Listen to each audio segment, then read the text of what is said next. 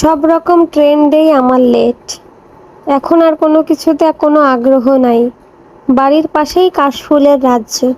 দূর দূরান্ত থেকে কত মানুষ দেখতে আসে শাড়ি পরে, চুল বেঁধে।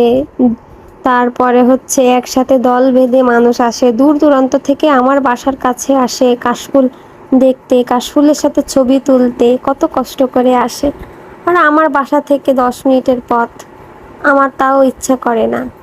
আসলে দিন দিন যত বড় হচ্ছি, সব কিছু মনের সব শখ আহ্লাদ সব কিছুই কমে যাচ্ছে আস্তে আস্তে।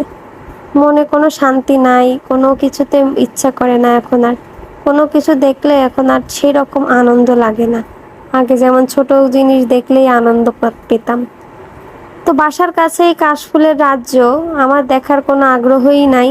তো তারপরেও একদিন বিকেলে গাড়ি ড্রাইভ করে চলে গেলাম সেখানে কাশফুল দেখতে।